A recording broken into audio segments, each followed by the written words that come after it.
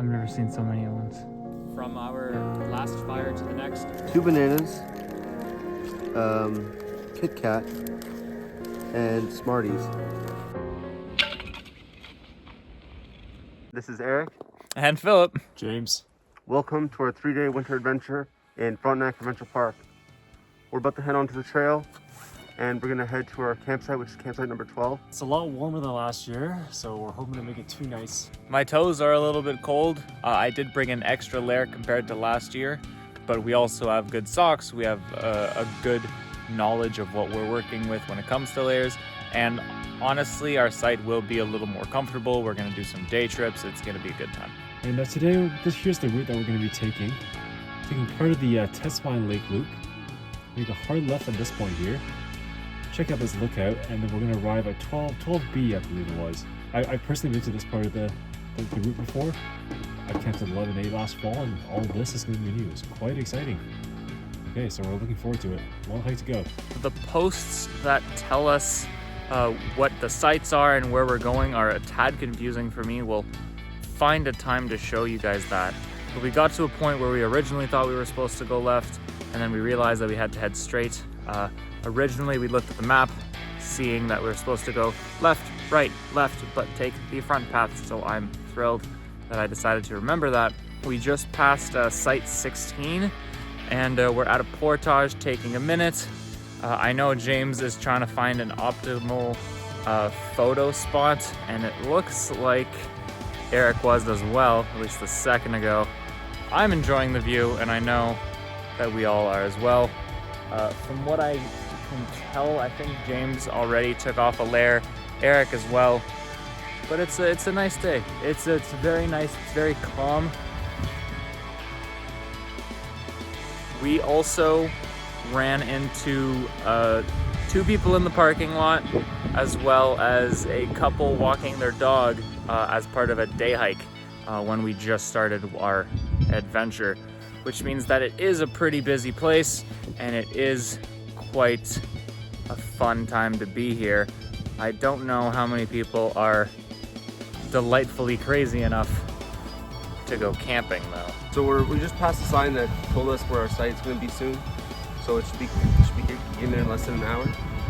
I just thought I'd take a second here to stop and take a look at this nice pool. You can see a little stream down here if you want to.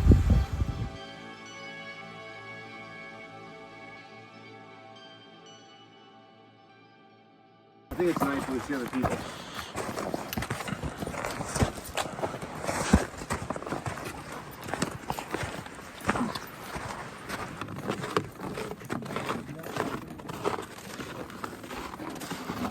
Check out the little spikes of rice. It's quite interesting. Oh wow.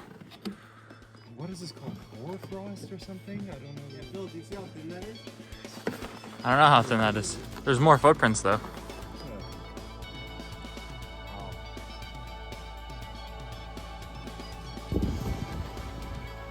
That's really cool, isn't it? This post here, if you take a look, is the post that indicates that we are now at our campsite. So now we're going to hike in just a little bit to get to our site, which it will split off into the A, B, C, D as they have, and then we'll go to our particular site, and then we'll set up for the evening. Perfect. It says there that campsite 12 is 0.2 kilometers away. Let's go. Yeah.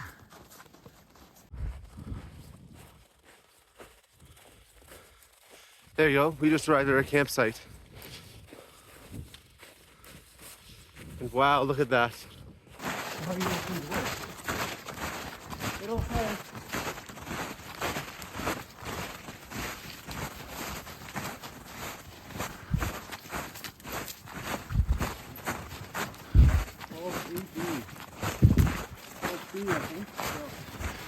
B and A are to the right.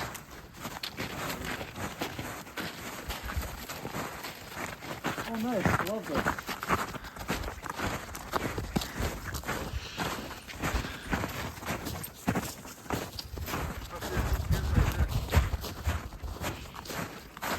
It's saying somewhere.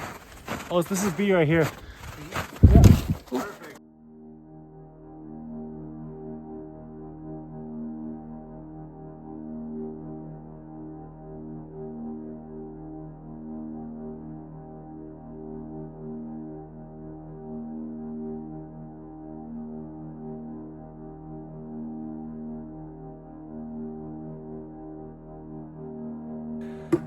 Okay, tent is all set up and we're getting some firewood.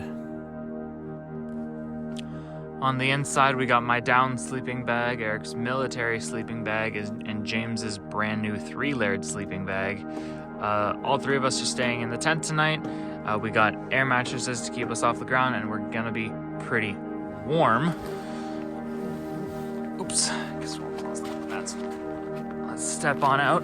Let's close this up just for the time being, because we're probably going to be hiking in a little bit. Gear's over here. We found a little bit of wood for the campfire. James just splitting a couple of logs, a couple of small logs, which is gonna be great for now. Nice, and that'll definitely keep the fire going for a little bit. And Eric, I see you got lots of kindling and twigs that you've skinned off of your branches, which is quite good. I mean, working with what we have, exactly. It's just so cool. I've never been on a frozen lake. What? Oh my goodness. Welcome to Canada. I know, right?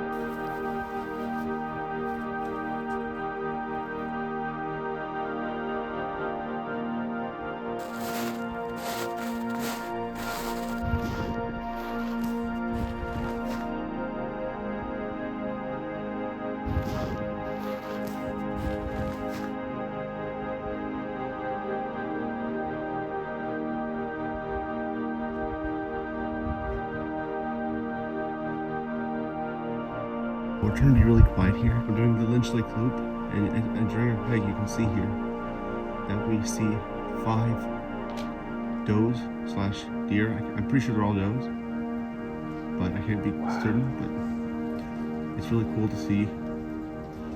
Yeah, I've never seen so many at once. And that too. We don't want to get in their way at once. They're definitely going to be protective, but we want to keep our distance. And we're immediately back at work. Eric wants the fire going. We collected a few more logs that we found along the trail, and we'll be adding that to our little collection for us to have a little fire tonight. Right around here, there was another deer that we saw, and around that area is where we saw the 6 deers earlier. So that was incredible. That's one of the things that's hard about winter, is that you have to like really make sure that you whittle down your sticks down into like tinder, your kindling, and that your bigger stuff. And you got to make sure that what you use is dry everything, because everything in winter is a lot colder and a lot more wet, so it's harder to get things started. We did everything we taught from before, but it's still tricky to just to get past getting everything like from wet to dry. James really said, let's see how deep this ice goes.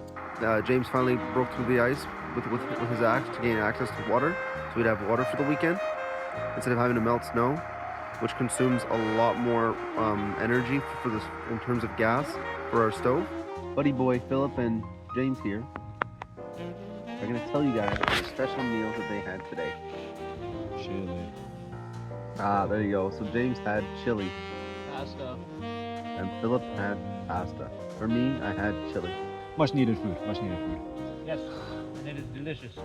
For the past little while, I've been trying to make a hole in the ice to get to access the lake water underneath, because I figured it'd be a lot easier to boil water that's already liquid rather than trying to melt snow. It would conserve a lot of fuel. After trying for a long time, I finally got there. So I basically just kept chipping away at the ice with my hatchet. It might seem a little bit sketchy at first, but once I actually started trying it, I noticed that the ice was actually really solid. It wasn't cracking like glass like you might expect ice to, but it was more like a sort of thick peanut butter or frozen peanut butter sort of consistency, but like it really felt like I was mining for like a dinosaur fossil or something. But yeah, so a big hole. This hole is probably 10 inches deep, I would estimate. That's about how thick the ice is. And essentially what happened was I got to the bottom I noticed there was a little bit of slush coming through, and I realized I was getting close, so I hit it a couple more times. A hole opened up, and suddenly it was like I was at a hot spring. The water just started welling up into the hole in it until it filled the whole thing like that. So yeah, we got a nice water source now. If we need more water, we can just take the pot over here, scoop some water, take it back, boil it. It'll be a lot easier than melting snow. So yeah. That's incredible. Good morning. What should I say? Yeah, good morning. James and I just made some pad thai. Well, James did when he pre-prepped it all. He dehydrated it. You want to see a view of your pad thai? Yeah, sure. Oh. Ah! Well, there's no sauce in it yet, but it's rice noodles, vegetables, and chicken. So we're gonna, the sauce is on the side, we're gonna add that in. Again, rice noodles, vegetables, and then the sauce. Got soy sauce, some Worcestershire sauce, fish sauce, sriracha, rice wine vinegar, lemon juice, brown sugar, maple syrup, coconut milk powder. But this is good enough for camp. This is actually quite good. I'm impressed by myself. Look where we are. Does this look familiar? How do you feel about this? Isn't that great? Cheers. Just look how peaceful it is out here. And we just thought we'd show you something really cool that we saw here. We believe these are to be deer tracks.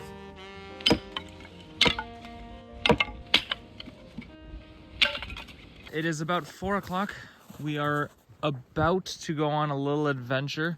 One last hike before it hits nightfall. I just wanted to take the chance to make a few little comments about our campsite. We got some snow all around the borders of our tent like we planned last night, except for the doorway, so we put backpacks against it. We managed to get a lot of extra wood. They did a lot of that this morning, as well as chopping up a whole bunch, so we're hoping to get a nice fire going tonight. But I absolutely adore this, so we're gonna show it off anyways. We have a couple of holes that we've been digging. Mainly James. James is the one who does all the digging. It's too close to the edge of the water for it to get to be able to reach water. But if you go all the way here, this has been our water source.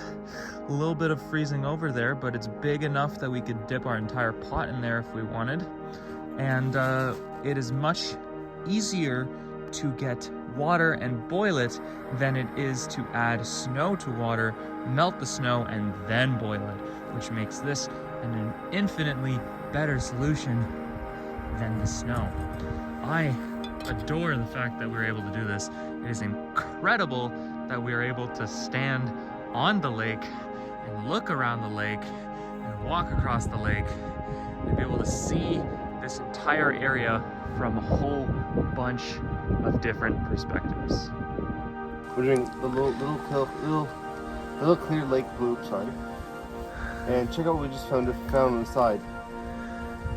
James here suspects that this is one of the deer that we saw yesterday. That's where they were sleeping. Yeah, write in the comments if you believe that this could be where one of the deer slept. Somewhere over there we actually did see a whole bunch of them, but they did, over that way, we did see a whole bunch, but they did run off again. So perhaps their den is nearby.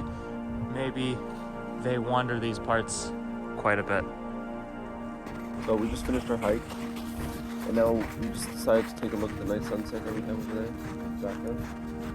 So we're just taking a minute here to enjoy. We're right by our site. We're just taking a few minutes to enjoy it. Once we get the site, we'll get our fire going. We definitely have to make our desserts, so that'll be really good. Try it again. Okay. Come on.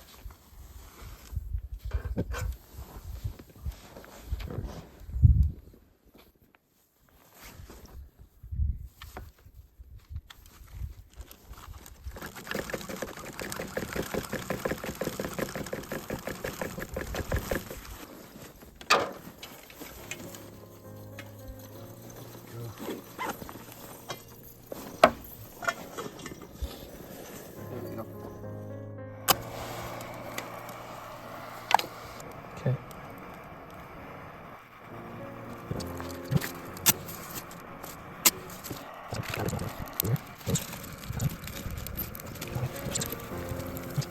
If you want, you could put your big one on top of it. So that'll light a bit more. Oh, the one make a feather stick on? Yep. Or a bit of a feather stick on? Yep.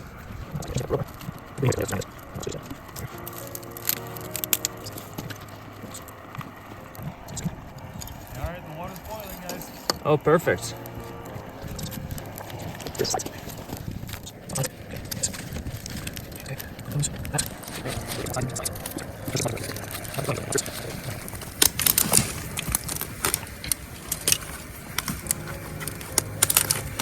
think the risk of smothering is pretty low right now. I want to put all the big ones on the sides.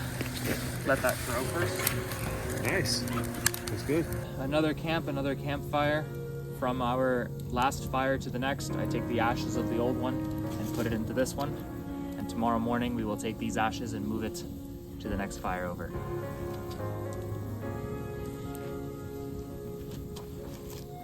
Alright guys. Whoa, I'm gonna fall. Hang on. Okay.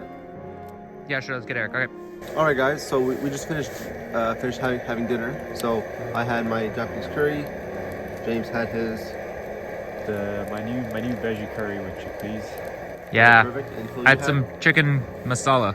Okay, Something like perfect. that. Tikka masala. Yeah. So now we just finished doing that. We decided to let our fire die down a little bit. And now we're gonna have some nice dessert, which I made earlier. So what we decided to do now is we let the fire die down a little bit so that we can have access to our coals. And now this is the dessert that I made.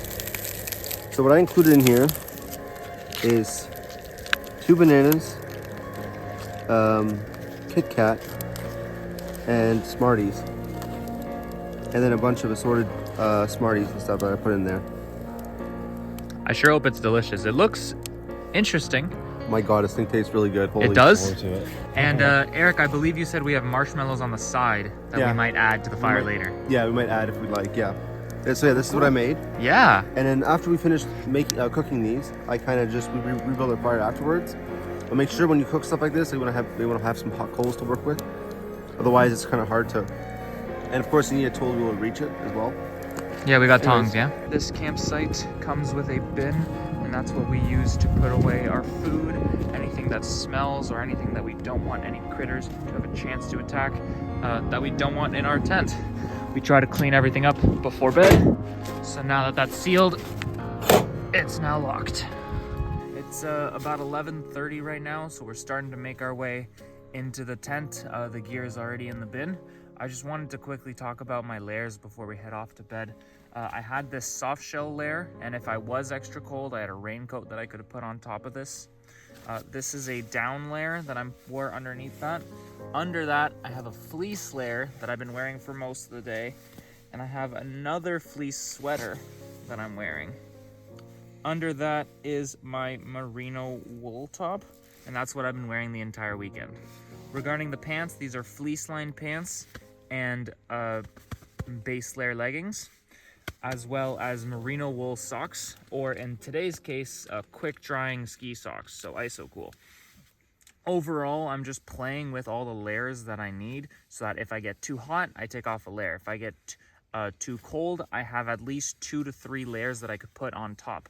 My additional raincoat, an additional fleece that I have, like this, my snow pants that I could put if we're submerging ourselves deep into the off of the trail, and then several layers of socks if that's what I need. I have bigger gloves, I have a secondary hat, I have this that comes with the neck tube, I have a separate neck tube, I have a neck warmer, so all different types of things that I can use to stay warm when need be, which is honestly incredibly important.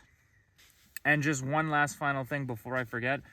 Today, since I'm not wearing the snow pants, I do have a pair of gaiters that I put on the boots. So what that does is it puts a waterproof layer from about here all the way to cover up my boots, which means that from the tip of my toes all the way to my knee, there is a waterproofing layer and there is no snow that is going to get in my boots. Because as soon as that happens, your boots get wet, the inside gets wet, your socks get wet, your feet get wet, and it's just not a good time. It's hard to dry off. So it's definitely preferable to have several ways to cover that up, to cover up all different entrances to your body.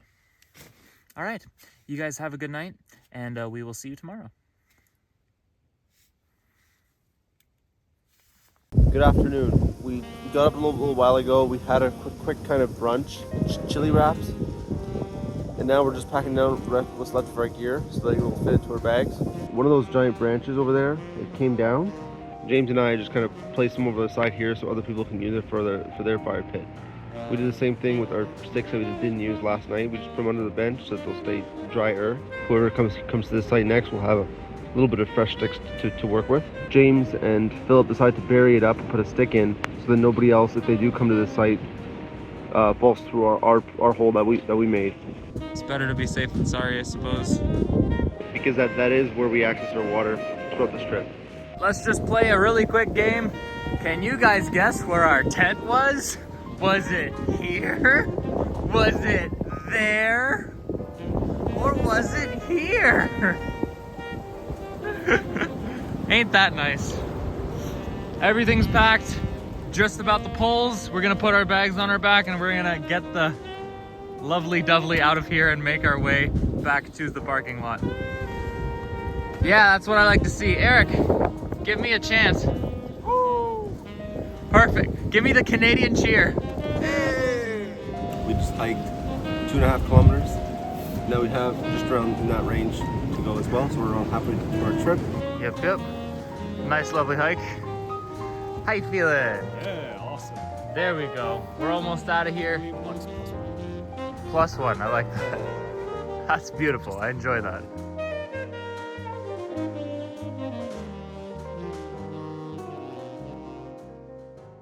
Right here, behind me, there's the history of the Frontenac mines.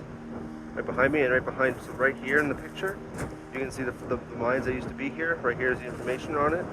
And if you pivot around to where Philip and James are right here, you can see this pile right here.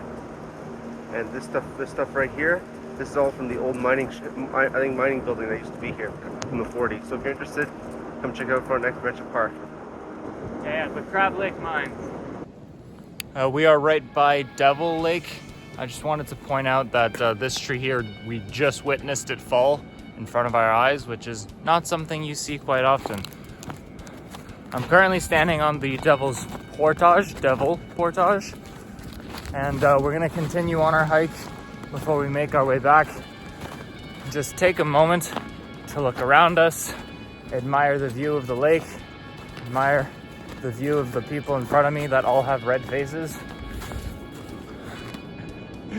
and to admire over there in the distance the frozen waterfall. We're almost out of the park. And if you look closely, look over there. Hi there. Okay.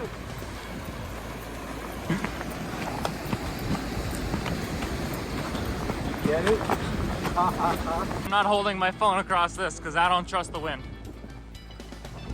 So I figured I'd give you guys a breakdown of what we did on this trip. So on the Saturday, we went down past site 11, down towards here, up this way, and then up to our site number 12. Then we stopped at our site, dropped off right here, then we went around the loop, and then the following day, we went down to the island here, came back up to the site, stayed the night here again, and then we came out today, we went back up this path here, up to here, down to here, and now we're right here, and we're about to make our way back to